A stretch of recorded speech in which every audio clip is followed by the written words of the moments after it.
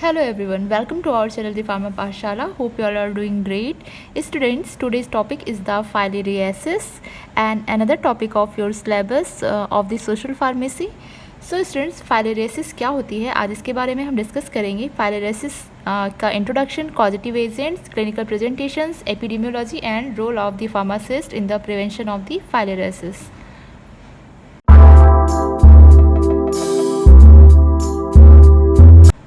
Student, सबसे पहले हम बात कर लेते हैं फाइलेरियासिस होती क्या है. तो फाइलेरियासिस एक इन्फेक्शन है, ठीक है, जो कि पैरासिटिक वॉर्म से होता है, ठीक है. और ये फैलता किससे है, ट्रांसमिटेड ये किसके थ्रू होता है. तो ये मॉस्किटो बाइट्स के थ्रू ये ट्रांसमिट होता है. आप मॉस्किटो बाइट भी कह सकते हैं या फिर इंसेक्ट बाइट भी कह सकते हैं, जिसके थ्रू ये डिजीज़ या फिर ये इन्फेक्शन ट्रांसमिट होता है. फाइलेरियासिस ये जो डिज़ीज़ है ये एक इन्फेक्शियस डिज़ीज़ है, ठीक है, जो कि निमेटोड्स के थ्रू होती है. निमेटोड्स यानी कि राउंड वर्म्स जो होते हैं, ठीक है, इनके थ्रू ये डिज़ीज़ होती है. ये इनके कॉजेटिव एजेंट होते हैं और ये ट्रांसमिट होती है इंसेक्ट बाइट या फिर मॉस्किटो बाइट्स के थ्रू. और स्टूडेंट्स, ये डिजीज़ किसको अफेक्ट करती है, तो ये आपके सबक्यूटेनियस टिश्यूज़ को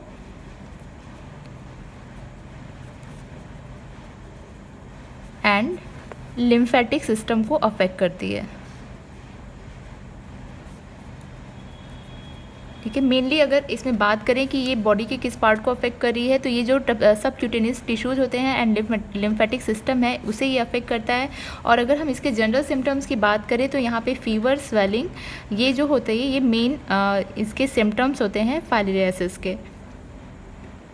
और ये जो डिज़ीज़ है फाइलेरियासिस, इसकी जो कॉजेटिव एजेंट हैं, ये जो फाइलेरियल एजेंट आप कह सकते हो जो होते हैं, ये इनकी 3 स्पेसीज़ होती है, तो जिसको मैं आपको डिस्कस करूँगी कॉजेटिव एजेंट में, ठीक है. तो अब वीडियो को स्टार्ट करते हैं.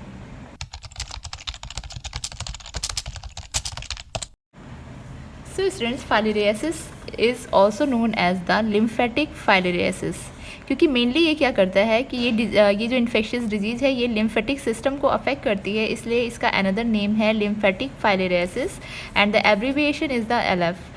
Second point says that the filariasis is an infectious disease. It can lead to the inflammation, swelling and fever. जैसा कि मैंने आपको पहले भी बताया है कि फाइलेरियासिस क्या है, एक इन्फेक्शियस डिजीज़ है और जिसकी अगर हम जनरल सिम्टम्स की बात करें तो इसमें होती है इन्फ्लामेशन, स्वेलिंग एंड फीवर. और मैं यहाँ पे आपसे ये जानना चाहती हूँ कि इन्फ्लामेशन एंड स्वेलिंग में क्या डिफरेंस है. आपको ये पता होना चाहिए और अगर आपको पता है तो आप ये कमेंट सेक्शन में ज़रूर बताइएगा.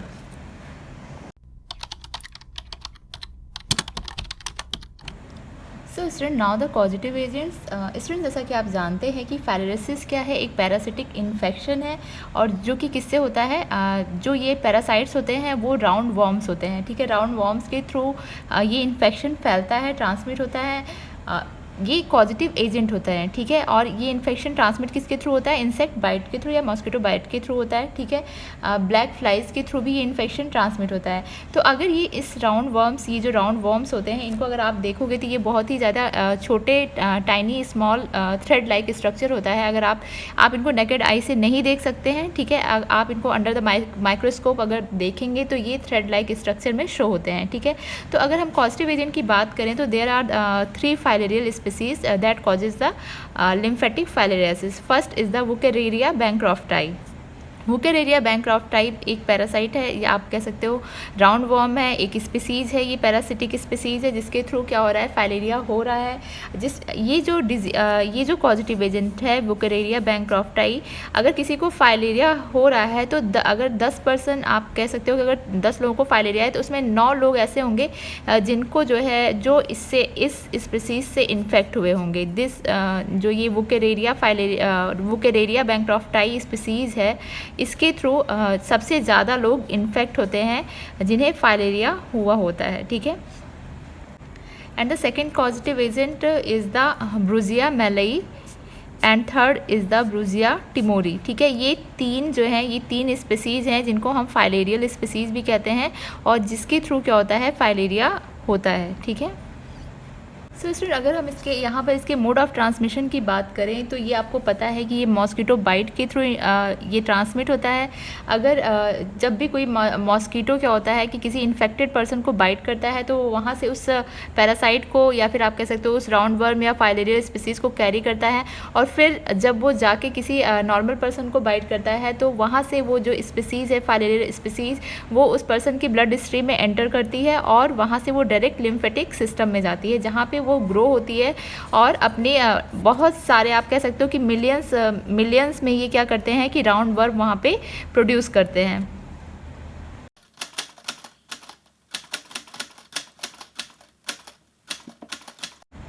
So now the clinical presentations of the filariasis, जिसमें हम डिस्कस करेंगे साइन एंड सिम्टम्स इसके क्या होते हैं।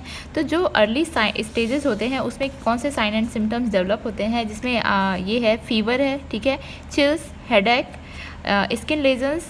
यहाँ पे क्या होगा कि स्किन में आप पैची रैशेस देख सकते हो जो कि बिगनिंग में ही यानी कि स्टार्टिंग में ही आप उसको ऑब्जर्व कर सकते हो।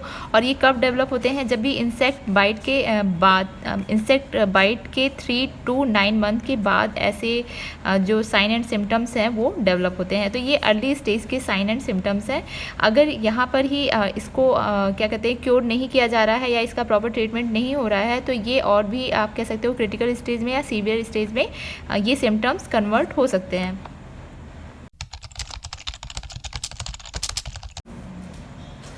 So student, the filariasis symptoms seen in the later stage is the blockage in the lymphatic system, ठीक है।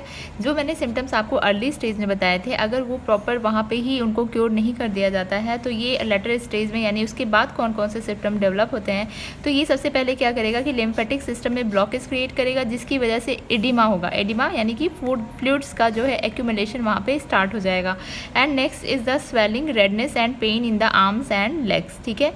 And next symptom is the accumulation of pus in sales, ठीक है। पस का भी जो है एक्यूमुलेशन स्टार्ट हो जाएगा सेल्स में। और यहाँ पे पस का फॉर्मेशन क्यों होता है स्टूडेंट्स, की सेल के अंदर पस का फॉर्मेशन इसलिए होता है कि जो भी वॉर्म्स जो भी वहाँ पे ग्रो हो रहे हैं उसके बाद वो वहाँ पे डाई भी हो सकते हैं, ठीक है, मरते भी हैं।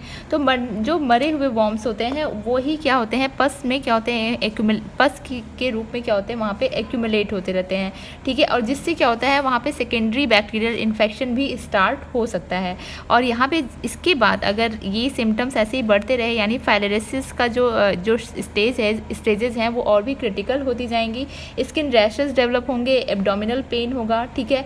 और अगर इसके बाद भी ये अनट्रीटेड रहा तो आपके जो भी कॉर्निया है, कोरॉइड है, रेटिना है, ऑप्टिक नर्व है, वो सब कुछ क्या होती है डैमेज हो जाती है इसमें।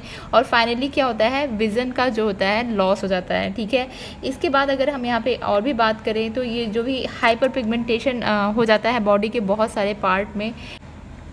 और लास्ट में अगर हम बात करें कि if these symptoms are neglected, ठीक है, इसको हम पूरी तरह से अगर हम नेगलेक्ट कर रहे हैं इन सारे सिम्टम्स को, तो ये फाइनल स्टेज होती है डिजीज़ की जो कि एलिफेंटियासिस, ठीक है, एलिफेंटियासिस में कन्वर्ट हो जाती है।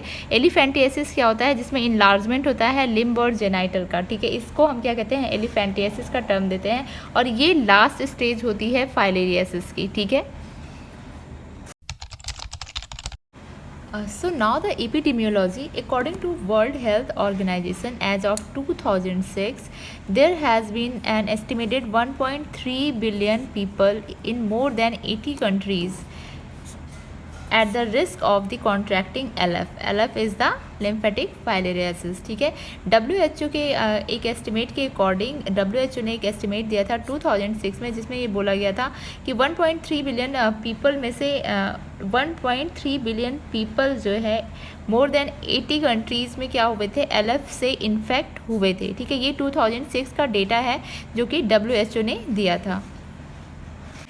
So next point says that at present there are over 120 million infected individuals. Over 40 millions of them have been disfigured and severely debilitated by the disease, ठीक है। अगर प्रेजेंट की हम बात करते हैं तो WHO ने बताया था कि 120 मिलियन लोगों से ज़्यादा लोग क्या हुए थे, LF यानी लिम्फेटिक फाइलेरियासिस से इन्फेक्ट हुए थे, जिसमें से 40 मिलियन लोग ऐसे थे जो कि डिसफिगर्ड हो गए थे या वो पूरी तरह से डिजेबल हो गए थे। ठीक है, तो ये थी एपिडेमियोलॉजी। यहाँ पे डिसफिगर्ड का मतलब ये है कि जैसे कि आपको पता है कि फाइलेरियासिस का एक जो मेन सिम्टम है उसमें क्या होती है, स्वेलिंग होती है, इन्फ्लामेशन होता है। तो वो इतना लार्ज स्केल पे होता है कि पूरी बॉडी क्या होती है, डिसफिगर्ड हो जाती है और ऑर्गन्स क्या होते हैं, डैमेज हो जाते हैं और इसलिए क्या होती है, डिसेबिलिटी कॉज होती है यहाँ पर।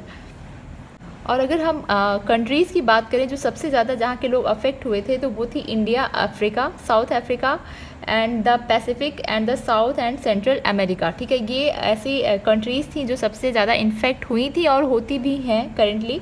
ठीक है, ये हो रही है फाइलेरियासिस से और ये वहाँ उस कंट्री के कौन से रीजन के लोग जो होते हैं सबसे ज़्यादा इन्फेक्ट होते हैं इस डिजीज़ से, तो ये वो poor portion of the population होती है जो कि ऐसे एरिया में रहते हैं जहाँ पे मॉस्कीटोज़ की ब्रीडिंग साइट बहुत ही ज़्यादा होती है जो कि डिजीज़ को कैरी करते हैं। सो स्टूडेंट, इसके बाद आता है role of pharmacist in the prevention of the filariasis. तो अगर मैं यहाँ पे आपको इस ये जो पॉइंट है इसे मैं वर्बली डिस्कस करूँगी, क्योंकि आप मुझे पता है कि मैंने रोल ऑफ फार्मासिस्ट इतनी बार डिस्कस कर लिया है कि आपको ये वर्बली लर्न भी हो गया होगा। ठीक है, तो स्टूडेंट्स, ये जो फाइलेरियासिस है इसका प्रिवेंशन अगर आप फार्मासिस्ट बन रहे हो तो कैसे करोगे। ठीक है, तो सबसे पहले होता है कि कोई भी डिजीज़ अगर है तो उसके बारे में लोगों को अवेयर कराना, ये क्या उसको उन्हें एजुकेट करना, ये किसका रोल होता है, ये फार्मासिस्ट का रोल होता है। तो सबसे पहले यहाँ पे फार्मासिस्ट को क्या करना है कि फाइलेरियासिस के बारे में, ये एक इन्फेक्शियस डिजीज़ है। ठीक है, इसके बारे में लोगों को एजुकेट करना, अवेयर कराना। ठीक है, इसके बाद सेकेंड स्टेप यहाँ पे होता है कि इसके प्रिवेंटिव मेजर्स क्या क्या होते हैं। ठीक है, यानी कि आपको पता है कि ये ट्रांसमिट किससे हो रहा है, ये मॉस्किटोज़ के थ्रू, ब्लैक फ्लाइज के थ्रू ये ट्रांसमिट होता है। तो यानी कि ऐसे प्रिवेंटिव मेजर करने चाहिए कि आप मॉस्किटोज़ से, ब्लैक फ्लाइज से बच के रहें। ठीक है, जिससे ये डिजीज़ आपको ना हो। ठीक है, और जो लोग पुअर लोग जो कि ऐसे एरियाज़ में रह रहे हैं जहाँ पे ये मॉस्किटोज़ की ब्रीडिंग साइट होती है, ठीक है, गंदगी जहाँ पे बहुत ज़्यादा है, ठीक है, वहाँ ऐसी एरियाज़ पे से डिस्टेंस बना के लोगों को रहना चाहिए। ये सारे क्या है, प्रिवेंटिव मेजर्स हैं। ठीक है, जो कि फार्मासिस्ट की रिस्पॉन्सिबिलिटी बनती है कि लोगों को अवेयर करना, एजुकेट करना। ठीक है, तो यही आपको लिखना है रोल ऑफ द फार्मासिस्ट में। सो स्टूडेंट, आज का टॉपिक में आपको इतना ही पढ़ना था। आई होप कि आपको ये टॉपिक समझ आया होगा। In case any query kindly ask in the comment section. और अभी तक आपने वीडियो को लाइक नहीं किया है तो लाइक कर दीजिए। Do share and subscribe also. Telegram और इंस्टाग्राम को फॉलो कीजिए for the notes, link description box में आपको मिल जाएगा। और आपको पता है कि मैंने सारी नोट्स शेयर कर दी हैं। अब सिर्फ फोर्थ चैप्टर ऐसा है जिसकी नोट्स अभी तक मैंने टेलीग्राम पर नहीं शेयर की है। तो अभी तक आपने उन नोट्स को एक्सेस नहीं किया है तो आप हमारे टेलीग्राम चैनल पर जाके उन नोट्स को एक्सेस कर सकते हैं और वहाँ से पढ़ सकते हैं। तो और टेलीग्राम का जो लिंक है वो आपको डिस्क्रिप्शन बॉक्स में मिल जाएगा। अगर वहाँ से वो लिंक आपको लगता है कि वो नहीं काम कर रहा है तो आप हमें कमेंट सेक्शन में बताइएगा।